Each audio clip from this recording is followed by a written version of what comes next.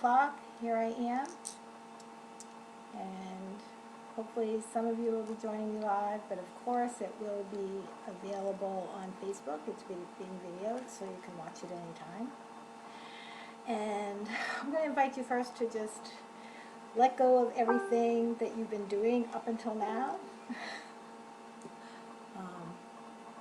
Probably you've been very stressed, and I hope you haven't been watching the news all day, but if you have, just let all of that go. So I'm just going to invite you to take a big, deep breath in, and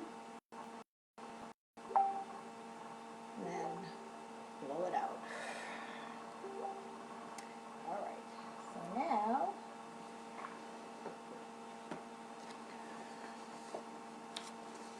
I'm going to read you the famous spaghetti scene from One Brave Thing, which is my first novel, and I'll give you a little setup for it. Bibi's making dinner for her boyfriend, Steven. She spent days getting ready for this, shopping for the ingredients, including the grated cheese, which was like a big deal, finding authentic Parmigiano Reggiano. And at this time, she gets a look at Steven's darker side.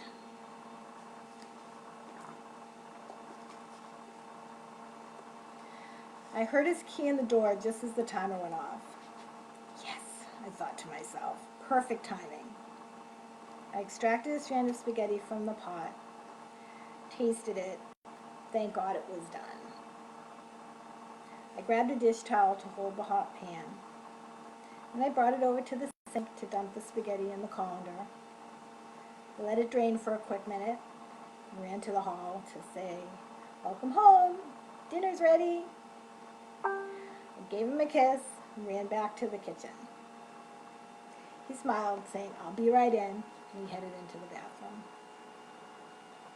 I ran back to the kitchen, and I picked up the colander, and after giving it one shake for luck, I transferred the spaghetti back to the pot. I stirred in a few spoonfuls of gravy, and then I retrieved the salad from the fridge. I placed it in the center of the table. Instead of the red wine vinegar and oil dressing that we would have had at home, I placed a bottle of the creamy Italian salad dressing that I knew was his favorite on the table next to the salad bowl. He emerged from the bathroom and sat down at the table. He seemed irritated for some reason. "Is everything okay?" He just said, "I hate it that I have to work until 6 o'clock when my brother Mitchell gets to leave at 4. This was a familiar complaint. I'd heard often enough about how his older brother was in charge of the business, and since he had more status, he got to leave work earlier. Completely pissed Steven off. And he took every opportunity to remind me of this. "Oh well, at least you're home now. And look, I made the spaghetti with the famous Segretti family recipe, secret recipe for spaghetti and meatballs." All the words came out in a rush, betraying my increasing nervousness. Once again, my mouth runneth over. I didn't like it that he brought this trait out in me so often. This was not feeling like the warm, romantic dinner that I'd been envisioning all day, had all week. This was feeling tense, anxious. I started to plate up the spaghetti when he said, "Why are you putting the spaghetti out now? I haven't eaten my salad yet." He said, his voice terse and rising. We usually eat the salad after the spaghetti," I said, but hear my voice faltering and cowering. "Who's we?" he asked. "Your other boyfriends?" "Oh no, I meant my family, my grandmother. It's an Italian custom." I trailed off. "So what? Normal people eat their salad first." What was this bull? "All right, that's fine. We can eat our salads first." I was placating him, hating it, hating him. Why aren't there any bowls for the salad? I'd planned on us eating the salad from the same plates after we finished the spaghetti, but now I scrambled to get some bowls. I grabbed them, I put them on the table, filled them both from the beautiful bowl of salad I'd worked so hard to create earlier. He didn't even notice this. He just drowned it in the dressing, scarfed it down, pushed the bowl away. I jumped up to put the salad bowls in the sink, and then I grabbed the spaghetti pot and portioned out a generous amount on his plate. I got the gravy that had been staying hot on the stove. I placed 2 meatballs on the spaghetti, and I covered everything with more gravy. After giving myself a much smaller amount, having suddenly lost my appetite, I put the pot back on the stove and shut the burner off. I sat back down at the table with him. I got the bowl of grated cheese, and I offered it, but he shook his head no. He didn't want it. Really? How could he not want it? I sprinkled some on my own spaghetti and tried hard to not let the tears that were now filling my eyes spill over.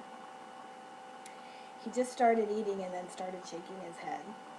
The spaghetti is way too mushy, and it's cold.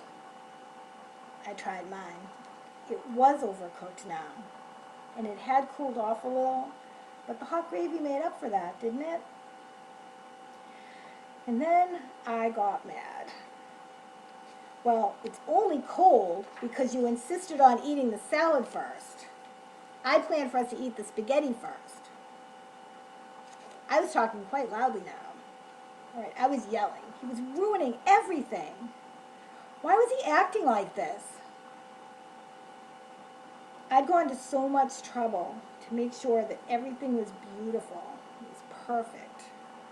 He hadn't noticed any of it. The tears started.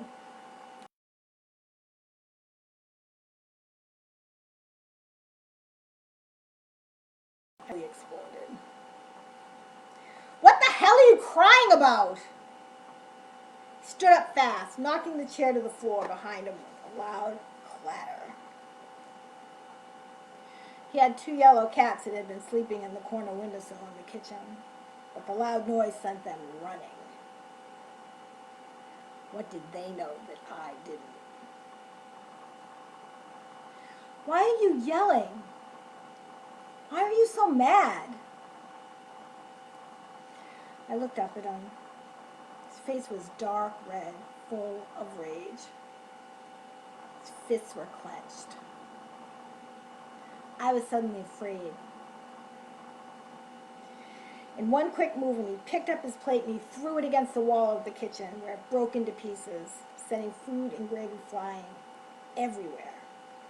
It was shocking. He was yelling now, out of control. You overcooked the spaghetti! What's the matter with you? Can't even you cook an effing pot of spaghetti? And then he left the room.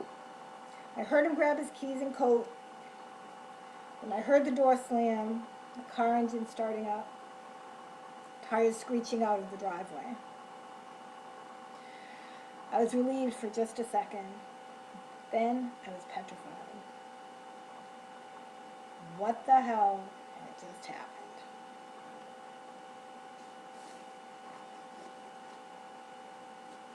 And this concludes this evening's reading of the famous spaghetti scene from One Brave Thing. I hope you enjoyed it. I was inspired to do this tonight by a quote I came across earlier today, and it goes like this: reading gives us someplace to go when we have to stay where we are, by Mason Cooley. And anyone who knows me knows I love books, and I always have, and so why not make the most out of some of this time that we have now, this extra time for some of us, and read some books.